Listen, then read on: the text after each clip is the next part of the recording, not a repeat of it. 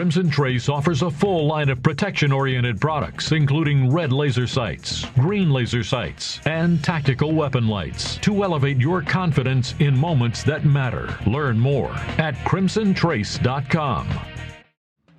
Hey, y'all. It's Tom Gresham's Gun Talk. Oh, look out. Oh, we're smoking. All right, back with you, Tom Gresham. Just before we get to our guest, I'm up here in D.C., going to go to the Supreme Court tomorrow and listen to a case argued. It's the New York State Rifle and Pistol Association versus the City of New York. Important case. Here's how important it is. This is what the Brady Group, the gun ban group, is saying about it. Quote, every gun law, now of course this is their interpretation from a group that wants to pass more gun laws, wants to restrict your rights, wants to actually ban a number of guns. What they're saying is every gun law is at risk, including laws regulating who can carry guns in public and where they can carry them.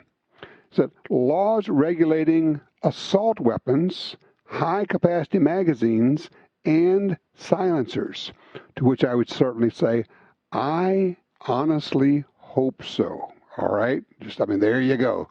All right. One of the things, you know how much I like wing shooting. You know I like shotguns. I'm kind of just crazy about them. And the challenge of hitting a flying target or flying bird with a cloud of pellets and making them intersect at the same time in the same place out there is always a challenge. And it, in many cases, tends to be, for a lot of us, a lot of folks, it's more mystery than it is science. And so I'm always pleased when I get a chance to talk with somebody who's kind of figured it out, and more than that, figured out how to instruct and help us all be better at it. So joining us right now is Warren Watson. He's one of the co-authors of the book Shotgunning and the Automatic Mind, the guide for shotgunners and instructors. And Warren, of course, you are a top firearms or wing shooting instructor as well as a competitor. Welcome. Well, thank you so much, Tom. Glad to be here. Well, absolutely. So, all right, you grew up shooting. You grew up shooting, on the flyway, actually, hunting. Been a wing shooter all your life, it sounds like, right? That's correct. I grew up with a gun in my hands. Then you became a competitive shooter. Then you became an instructor. So why the book? Why good Lord, there are a lot of books out there about wing shooting. So why do we need yet another book? What did you guys figure out? Well, it came from my own needs when I was coming up, especially when I got into competitive shooting. You'd pick up a bit of information from this book and a bit of information from that book, and you hope to find some information in another book. And there seemed to be nobody that's really sat down and organized it. Mm-hmm. And when I developed my teaching style and my system, I said, I'm going to write this book exactly how I teach. Mm. And I think in priority, like the vision, posture, mount, rhythm, shooting techniques and leads. That's your core stuff. Okay. And a lot of people, I think, are caught up in bypassing your basics, and that's why they get frustrated down the road. You can have the best eye-hand coordination in the world, but if you don't really have mastered the physics of it, the execution of it, right, it won't work. So I wanted to organize a book that would do that. If you don't, to put a real simplistic point on it, if you don't know how to mount a shotgun well, in other words, you don't know when to mount, it's the whole move, mount, shoot versus if you're a rifle shooter, you throw that gun up to your shoulder and then you start swinging the barrels, and now you're trying to play catch up. And you see it all out there. What are some of the biggest mistakes you see that people bring to you? Well, you hit it right on the head. One of them is that the shotgunners in the field and in the competitive arena, they typically mount their gun too quickly and before they're ready to execute. And when they do that, when you mount a gun completely, you've cut down your mobility because the gun becomes anchored to your face and shoulder. And if they can stay off of completing that mount, that doesn't mean do it all at once, a gradual mount. You still keep your mobility to be able to move, because shotgunning is a dynamic sport. You have to be dynamic. And when you shut yourself down with an early mount, you're in trouble. You're moving the gun along the path of the flying target or the bird with the basically tracking with the muzzle as you are mounting the gun. I got to tell you a quick story. I don't know if you know David Judah at the Homestead Resort. He's a top wingshooting instructor. Okay. David gave me a one-word lesson one time. I said, David, we need to run out here. I got 30 minutes. And can you give me just take a look at the way I'm shooting? He said, okay. So we go out, and he's throwing some crossers for me, and I'm breaking them. He says, you know, you shoot very well. He says, but you shoot too quickly. I said, what? He said, take your time. And then from that point forward, each time the bird was thrown, he would lean in with that Jamaican accent of his, and all he would say was, slowly. That was the lesson. That was the whole thing. That sounds very familiar. But it stuck with me. In the heat of the moment, people tend to get really quick with their mount, and they cut down their mobility, and they also displace the end of their gun muzzle by jumping around with a quick mount. Oh, wait, stop. Explain that, because if you yank up on your grip, the muzzles dip, so you come up with the butt of the stock, the muzzle dips down. Now, not only do you have to get the left-right thing going, now you got to correct for your muzzle's going down, and you're way behind. I don't know why you're talking to me. You know this stuff. That's true. An easy way for them to understand that principle is to do a mount in a mirror of their reflection, and with the gun muzzle at the waist, but pointed at the right eye if you're a right-eyed shooter, and mount the gun real quick and watch that muzzle go flying all over the sky. Mm-hmm. And then they have to settle down on the object and then put it back on the object like your eye and mount slowly, and the gun never leaves your eye and your reflection. Uh-huh. And that's the most definitive thing I've been able to use to help people. So you see what's happening out there. You're displacing your muzzle with a quick mount. Now you got to fix all that before you can execute a shot. Well, you're really putting yourself behind the eight ball. You're having to correct a bunch of stuff, mistakes that you inserted into it, as opposed to, you know what, and you can talk about this. The really good shooters, and I watch them, they don't look like they're doing anything.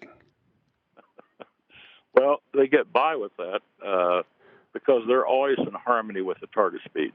Okay. And back to a simple concept, two objects moving at the same speed, their relative speed is zero. So as that professional shooter or excellent shooter is moving with the target, the illusion that the person watching gets is that they're not moving.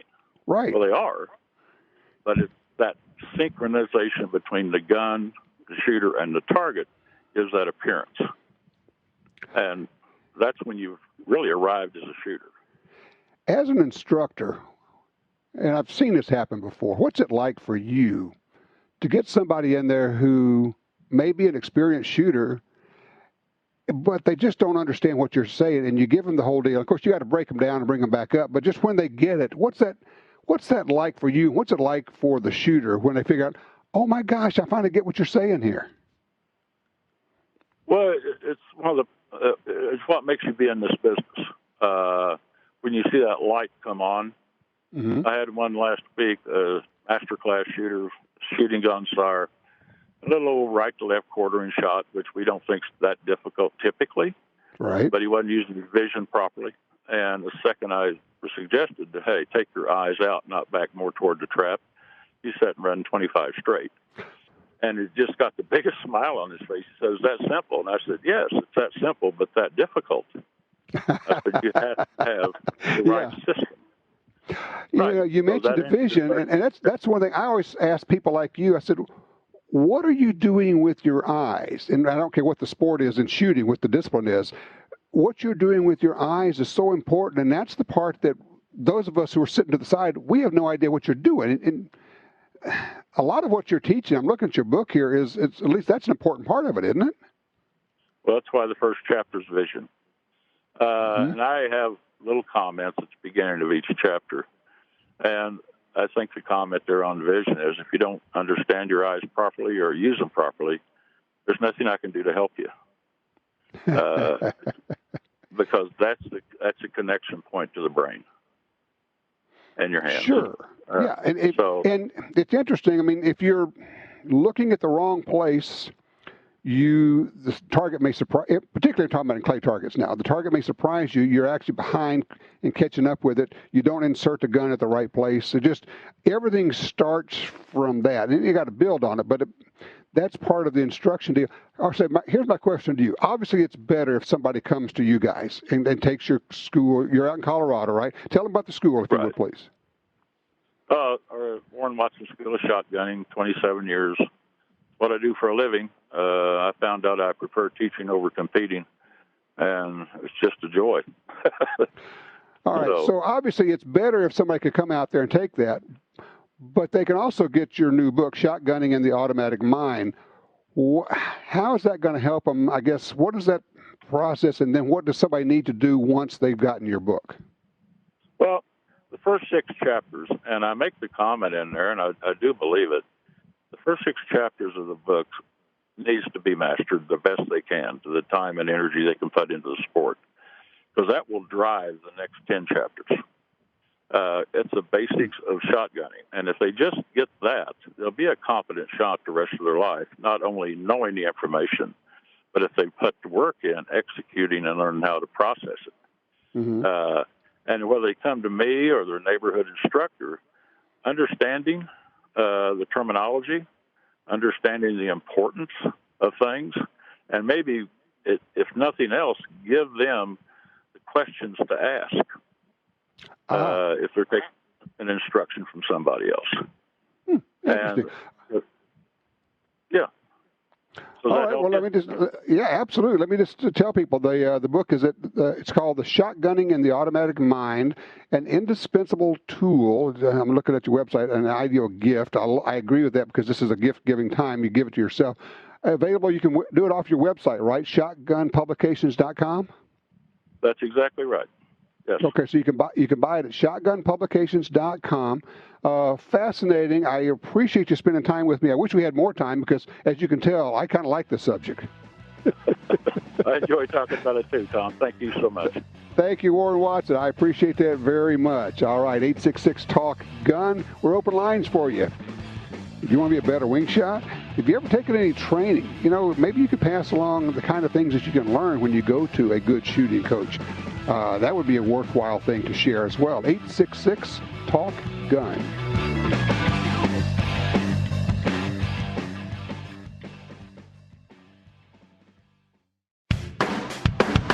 Smith & Wesson announces a new rebate for the popular M&P 9 Shield and M&P 380 Shield EZ pistols. Qualifying purchases made between October 14th and December 8th are eligible for a $50 prepaid card. Terms and conditions apply. Visit smith-wesson.com/shield 2019 for complete details. More than 3 million people have chosen the M&P Shield family of pistols for their personal protection needs. Shouldn't you? Visit guntalk.com/win for your chance to win the Fall-A-Day giveaway. Grand prize package includes a gun safe, a 9mm handgun, a .308 rifle, a thermal rifle scope, a package of holsters, and a shooting system for training, plus 3 first prize packages. Prizes provided by Alien Gear Holsters, ATN Optics, Federal Premium Ammunition, Liberty Safe, Mantis, and Ruger. Enter now through December 13th at guntalk.com/win. Perhaps more than any other landscape, wetlands embody the life-giving abundance that nature has to offer.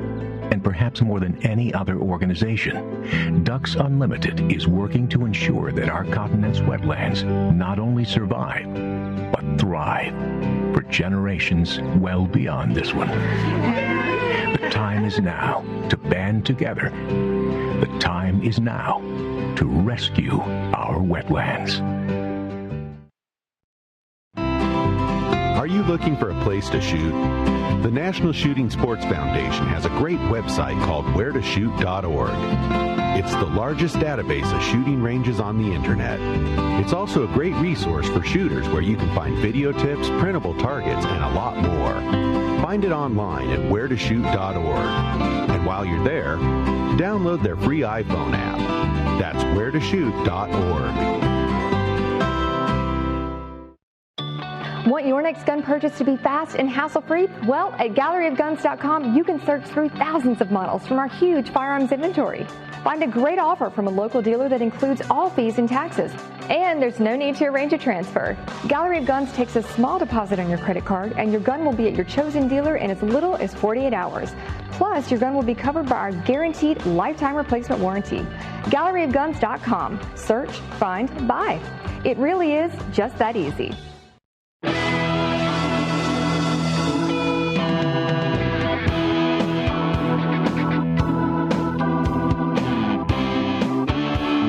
I had a good day at the range, what was that? Friday, yeah, the day after Thanksgiving. We went out there. Ryan went with me, or actually I went with him. He needed to sight in a rifle. He's going out to Oklahoma for a deer hunt, and he's taking a Ruger. It's their Hawkeye Precision, and this is in 6.5 PRC, which is basically a 6.5 Creedmoor on steroids. It's getting a 250 to 300 feet per second more. Call it really a 6.5 Magnum, which I'm thinking, oh, wait a minute, didn't we have that in the 264 Win Mag about 50 years ago? Yeah, I think we did. But anyway, so we go out to the range, and then his brother-in-law, Mike, comes out with us, and Mike's not really a shooter, but he's shot a little bit. He has a couple of guns he's gotten from a relative, and one is a single-action Ruger, and the other is a Henry Repeating Arms lever action, both of them in 45 Colt. So we're having fun out there. First, Ryan gets his rifle sighted in, and I have a couple of pistols that I just got because I felt like I needed to get modern, latest generation Glocks so I could have some experience with those. So I got a 48 and a 45, the Glock 45, which weirdly enough, it's a G45, but it's in 9mm, and the 48 single stack, trying those out. It's interesting. The 48 has a really good trigger. The 45 has a real mushy trigger, just the way it goes. That's why people make aftermarket triggers, Not worry, we'll get that taken care of. So shot those, and then Mike starts shooting. He brings out his guns, and we start off with the lever action with the Henry. It's got a scope on it, and it's right on it, 25 yards, man. I mean, it's just right there. And he's shooting lead bullets, almost like cowboy action light loads. It's kind of fun. And there's a steel gong out at 100 yards, and we shoot, and it's about, a foot low. I said, okay, no worries.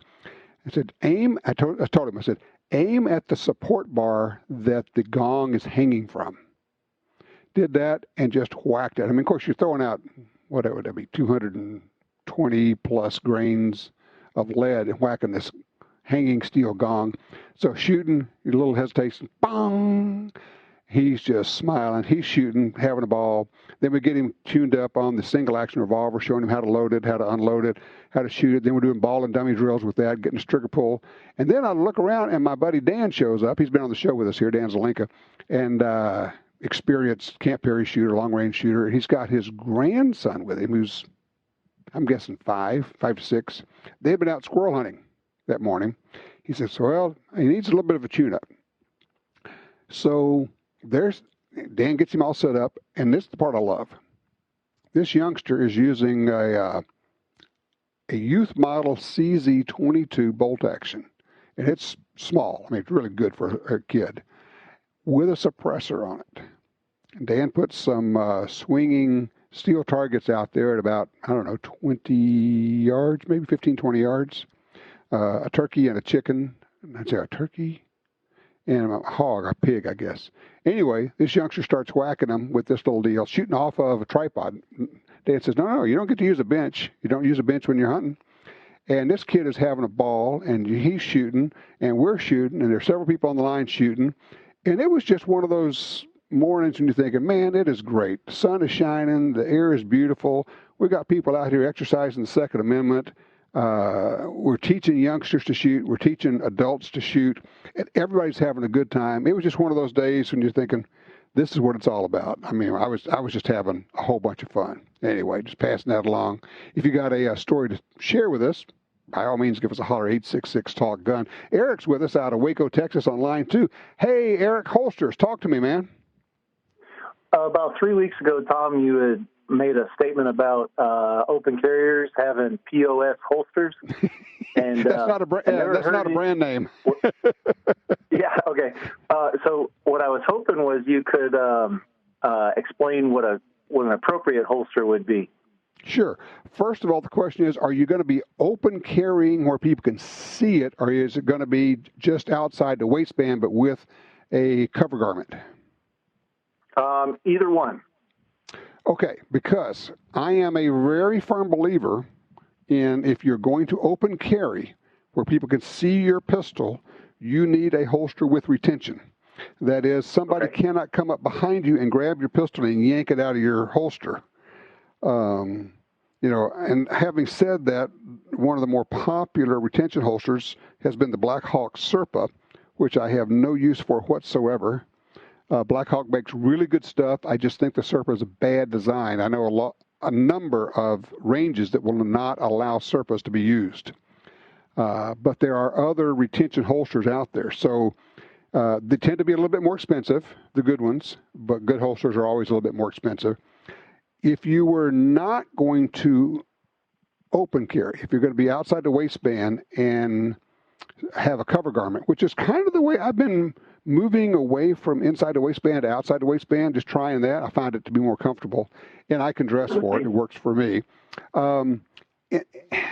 You still need not positive retention where you have to actually push something or do something to release it, but at least something where the gun won't come out of the holster. So when you put it in, it kind of snaps, and then you can, in fact, just reach down, grab it, and pull it straight out, but not, something where you have to push it. I love leather, but I have really become a believer in Kydex is simply a better material, honestly. It's slicker coming out. It holds up. Just don't get something that's really flimsy, and you'll know when you pick it up, if you wiggle the holster, if it just feels cheap and plasticky, that's not for you. And I don't know where the dollar mark is, if it's in the $30, $40, $50 range, and you get over that, you get into the quality stuff. But you'll know. But I would say if you're going to open carry, please use a positive retention holster where you have to physically release something to get the gun out of the holster. That keeps people from snatching your gun. Otherwise, just buy good quality. No one was ever sorry they bought the good stuff. But a lot of us have done the whole, I'll just get the cheap one for now. I'm always sorry I did that. I mean, I'm sure you have too. You have stories? Call me. 866-TALK-GUN.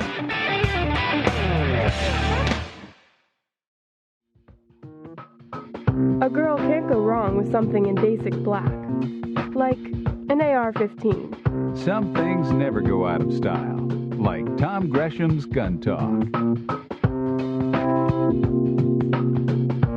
So in the news this week, we see 2 stabbings, knife attacks, one on the London Bridge, one in Holland, same day. I'm not sure if one inspired the other, if they're connected. Certainly ISIS inspired for the London attack. A guy who was actually in jail already on terrorism charges, released. But don't worry, he had on an ankle bracelet. They tried to kill people with knives. Now, I will give it to the Londoners who were there. They kind of said, no, not going to put up with that. Of course, none of them had guns. They couldn't shoot the guy. Can't defend yourself with an effective tool. So they grabbed a fire extinguisher and a 5-foot-long tusk from a narwhal. You'll have to look that up. You can't make this stuff up. A tusk from a narwhal, a marine mammal that was there from display of some sort. And then when the police got there, and they got there quickly, and it would surprise some people, yeah, there are police in England who have guns. They're very well trained. They're good anti-terrorism squads. And they got there and they shot this guy till he was very much dead. That's a good thing. But the good people there are not allowed to protect themselves with the most effective tools. The police didn't show up with fire extinguisher and tusk from a narwhal.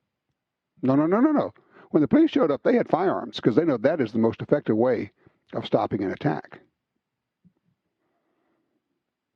And then, of course, in Holland, same thing, guy with knives. I tell you what, if you put into your web search, whichever, I use DuckDuckGo, knife attack, you'll see there are a lot of knife attacks in the U.S. and all over the world. A lot of people killed by people with knives. What's the best way to stop them? Shoot them. I mean, if you can stop them another way, that's good, but I mean, that's the reality of it. Ask any police officer, ask anybody who trains people at police academies. They'll just tell you, look, there is a certain point. At a certain point, a person with a knife, you have to shoot them because that person can and will hurt you or kill you. Let's go talk to Ken. He's on line 1. He's called us from Medford, Oregon. Hey, Ken, what you got there, man? I've got a Henry lever action 22 that I've had for part of about 7 years. It's an awesome little rifle. I went to the range and just kind of zeroing it in, checking sure everything was set. And I got every single one of my shots. I shot about 30 rounds in the 10 ring. So I come home. I was pretty satisfied. Cleaned it, put it in the safe. Came back out 3 weeks later. Didn't change anything. I couldn't get this thing. I'm using official 100-yard small bore rifle targets, National Rifle Association targets. We have an 8-inch black. The 10 ring is a 2-inch. The first time, I put them all in the 10 ring. This last time I come out without changing anything, I actually had some that went outside the black. They were all over the place. I'm using the same ammo. It's a Federal match grade 40 grain, and it's basically, it says ideal for semi-automatics, but I have a semi-automatic pistol and a rifle that I also use these rounds for. But I can't figure out what happened. Okay, how many rounds, after you cleaned it, how many rounds have you put through the gun? After I cleaned it? Yes. Or before? After. The whole time I went out, I shot up about, I must have shot up about 75 rounds trying to figure out what was wrong. They were all over the place. Yeah, okay, that helps me because basically, I was going to say, if you only shot one or two, then you got to get some fouling shots, but you already know that. So something happened here. Now, I'm looking at my notes here. When you talk to Michelle, she says that you got 3-power scope and you also have see-through mounts. Is that right? Yeah, I've got a 3x9 scope, and I also have the raised see-through mounts so that I can use my iron sights also. And it didn't matter whether I was using my iron sights or my scope. It was all over the place. Oh, okay. Well, interesting. For the last 7 or 8 years, I've been able to take out squirrels at 100 yards with this thing with no problem. I don't think I could hit a deer with this thing. And I assume you're using the same setup, shooting from a bench, using sandbags, all the rest of it? Well, most of the time I don't use a sandbag or anything. I just shoot offhand. But I actually put it on a Caldwell rest, seeing if it was me. Right, and it did make a difference. Wow. You know, clearly your rifle does not like to be cleaned. I'm kind of wondering that, but that's still weird. You know, honestly, after you put 20 or 30 shots through it, it should be fouled again. It should be shooting fine. Something happened here. Is there any chance that in the process, did you clean it? Oh, wait a minute. With the Henry lever action, you cleaned it from the muzzle, don't you? Yeah, you have to. Did you use a cleaning rod or a bore snake? I used a cleaning rod. But I didn't use a brush. Is it a segmented rod or is it a solid rod? It's a two-piece. Okay, we may be getting somewhere here. There is a possibility. What I want you to do is take a real hard look, maybe even with a magnifying glass or with the magnifying part of your phone, at the crown of the muzzle of your rifle. There, when you clean a rifle, put a cleaning rod in the muzzle, especially if it's segmented as opposed to a solid one. You've got that little place where they screw together and it's segmented. You got a little bit of a lip there sometimes.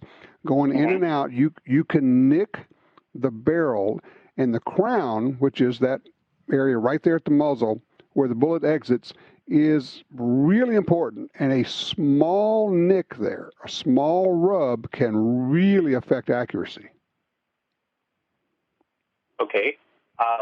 One of the things that I do, and I learned it from using my muzzle loader, is I have this little brass tapered piece that goes onto the rod. Dang it. That's coned. You were not supposed to tell me that, because I was going to tell you, what you want to get is that brass cone thing. Man, I was feeling so smart, and now I just feel dumb again. I have no idea what has happened here. If you told me, okay, it's doing that way, and I would say, okay, let's look at the scope. But since the same thing was happening when you use the iron sights, and look, let me just say, I am no fan of see-through mounts. I think they mount the scope way too high above the bore, and you got to pick your head up off the stock and all the rest of it. But since your iron sights are doing the same thing, I don't know. The only thing I would say, I'm trying to think of variables to try. Try a different type of ammo and see if that does anything for you. Beyond that, I'm pulling a blank as to what could happen. I'm going to ask for help, okay? If you'll keep listening, we're going to see if we can get some help for you. If people got some ideas of what's going on, help Ken out, help me out, and I'm back to looking stupid again. 866-TALK-GUN. I'm Tom Gresham. This is Gun Talk.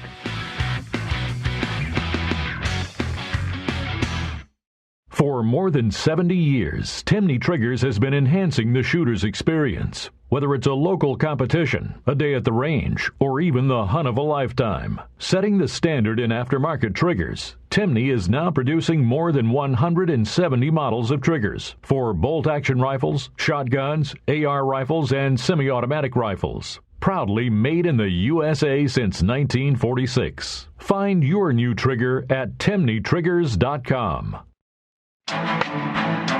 Attacks happen every day. How will you react? See real people put into real-life criminal attack situations on First Person Defender. Discover what works and what doesn't. Kidnapping, ATM robbery, home invasion, and other attacks. Learn how to save your life and the lives of your family. Get the entire first season on DVD at shopguntalk.com. Get prepared. Shopguntalk.com. Mental health and guns. At Walk the Talk America, we are working with both the mental health community and the gun industry. Created by a gun industry veteran, Walk the Talk America seeks to raise awareness and create change through suicide prevention and firearm safety without legislation.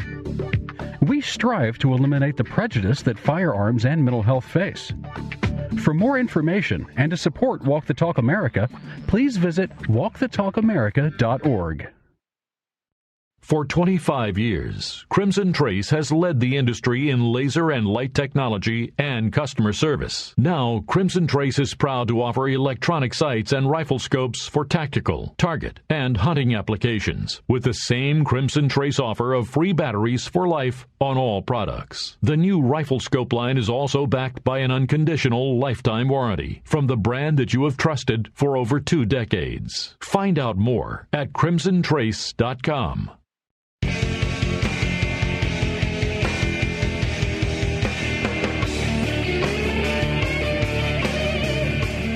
Yeah, it's the time of year. So who's going to watch all those holiday deliveries sitting on your porch? Well, now you can from wherever you are. This year, keep a sharp eye and a blink before you buy things. Blink's Cyber Monday event is on. All right, listen up.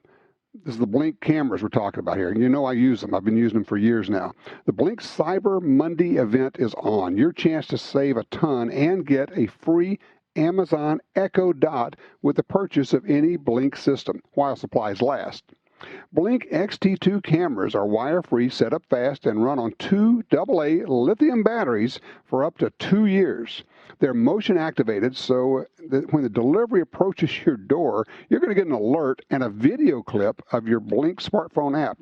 It'll be right there on your app. With the Blink XT2 two-way talk feature, you can talk to the delivery person and say where to leave your package. It's timely for this time of year.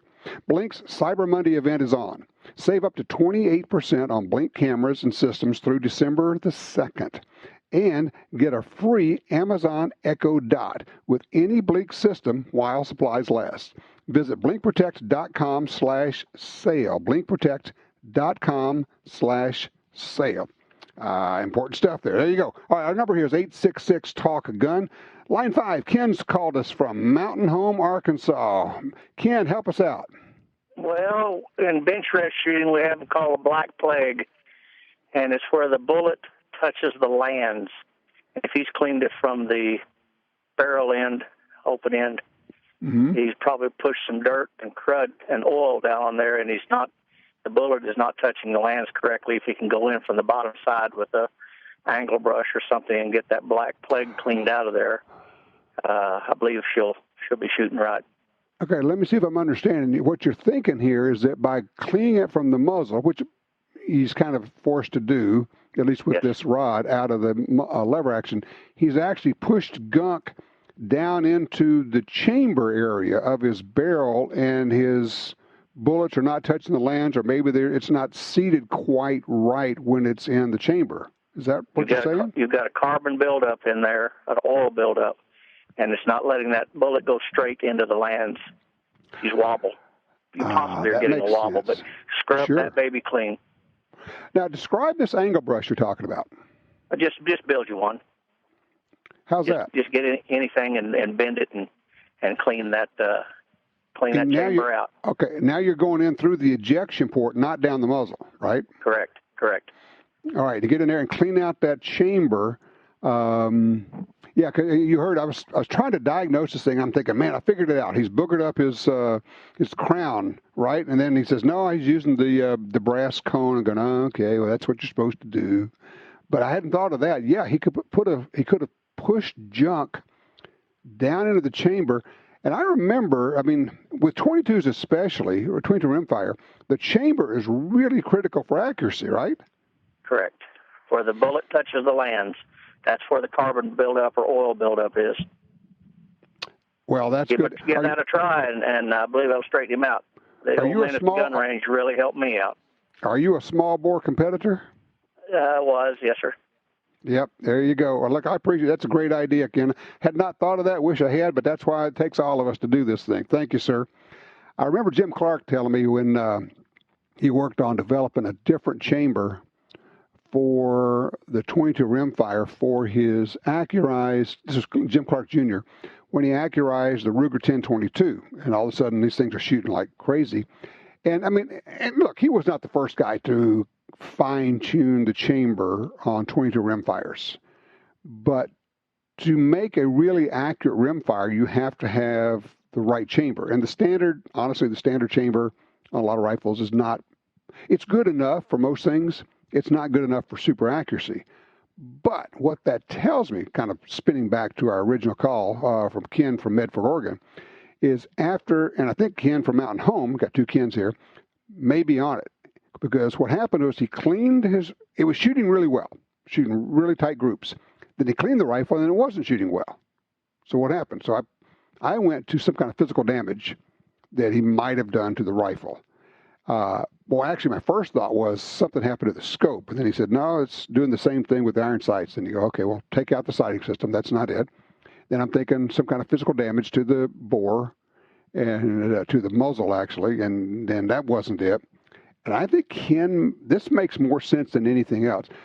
This is one of the, this is why we're weird, okay? Because we like diagnosing stuff like this. When you're a serious shooter, you know, you're right. We're weird for a lot of reasons. This is one of the reasons we're weird, or at least one of the examples. It's a challenge. We like the challenge. We try to noodle through it, try to figure it out, and then you got to ask for help. And it may be the old guy at the range who say, I've seen that. What you're looking for is somebody who says, I've seen that before. I had not run across the pushing gunk down, the black plague that Kim was talking about, but once he described it, it made all the sense in the world. If the cartridge isn't seated right, if the bullet's not seated against the lands, then yes, your accuracy is going to go to heck. So Ken from Medford, try that. Clean out that chamber, build an angle brush, do what you got to do, use a bore snake, get it out of there. Try it, and then call us back and let us know. I will be very interested to know if this solves the problem. Have you ever heard of something like this? Have you diagnosed or had a problem you just had trouble with, figured out what's going on? Call me, 866-TALK-GUN.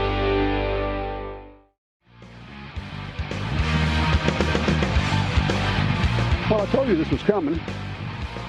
The election in Virginia was so important, and Bloomberg poured all that money into it, and he won it, put his money in there.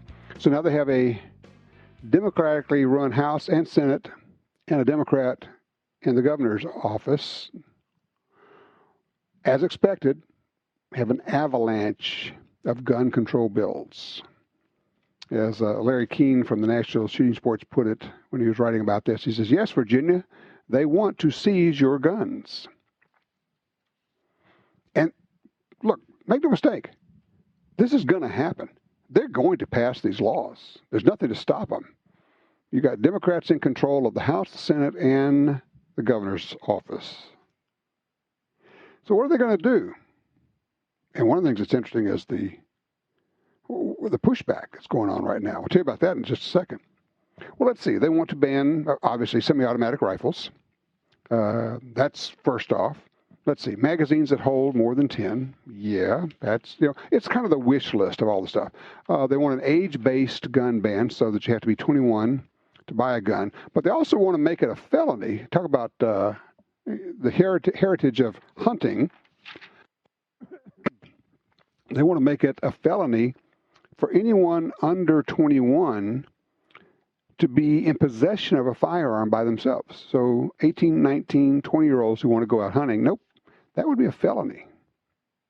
It gets worse than that, because one of the things that now we're looking at is a bill in Virginia that would say taking training or training with several people is basically an illegal militia activity.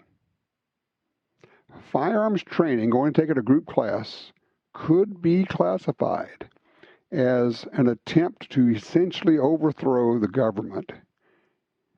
And some people are reading the bill as saying this would ban firearms training in Virginia. Now, one of the things that's happened as a result of this, more quickly than I've seen before, and in a way that I've not seen before. There are other states have had cities that said we're going to be sanctuary cities on gun laws. It has happened in Virginia everywhere. Basically, you've got the rural versus the city, urban versus rural. And I was just reading a piece in the Washington Post, and they said, well, the folks in Virginia who are passing these sanctuary city laws in their cities, the rural cities, rural counties, are, what did they call them? Not miscreants. Basically, it's something like that. It's kind of like you small people out there, you don't understand. You're rural, and you don't really amount to anything. It's that old attitude I've run into so many times that if you were any good, if you amounted to anything, if you could actually be successful in your life, you would live in a big city, because that's where it's happening. That's where the activity is. That's where the competition is the strongest. And you got to be tough to be in a city. In other words, the reason you live out there is because you're just not good enough to live here. So what you have in Virginia is, I think we're probably past 24 cities, towns, counties passing sanctuary legislation, basically saying we will not enforce, we will not acknowledge the gun control laws that you are about to pass in the legislature. Now, where that goes, nobody knows exactly, but it is definitely something to watch. We will keep reporting on it. If you are in Virginia, I'd love to know what you're hearing and what are your friends saying. Our number is 866-TALK-GUN. When we come back, I want to talk about a company that's become a full-fledged firearms company with all kind of new stuff going on. Old company, but new guns. Very cool. Maybe a company you know about, but you hadn't thought about. Also, your range reports, always welcome. 866-TALK-GUN.